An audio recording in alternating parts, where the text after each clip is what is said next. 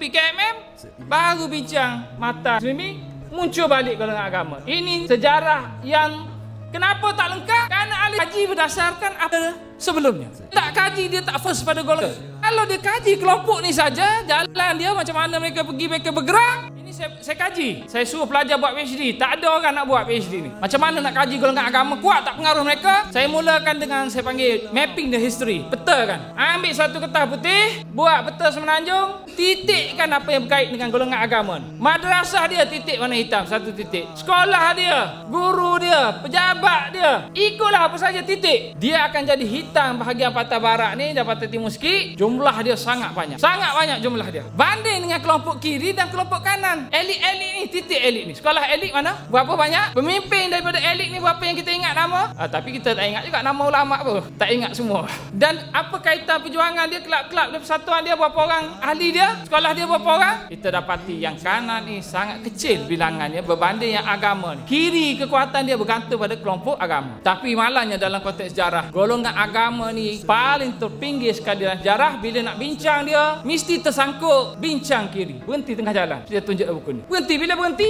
habis dia seolah mati. Dan sejarah mengatakan bahawa kaum muda ni tak ada sambutan. Orang Melayu tertutup. Orang tak sokong kerana mereka ni bawa fahaman pelik-pelik. Itu yang kita percaya. Buktinya apa? Tak ada bukti. Yang saya kaji tadi, bila saya cek di Perak saja madrasah, bilangan madrasah dia sangat banyak. Di Perak, di Pulau Pinang, Pah tubuh di Pulau Pinang. Pulau Pinang banyak madrasah dia. Kemudian bilangan pelajar di madrasah ni, bila masuk madrasah ni, terlibat dah dalam perjuangan. Selanjutnya mereka ini akan menjadi kader-kader, ahli parti dan sebagainya. Ramai ni pelajar ni madrasah ni. Dan yang hantar ibu bapa dia, ramai juga. Bila ini kita kaji, kita dapati peranan dia sangat besar. Mana pergi sejarah?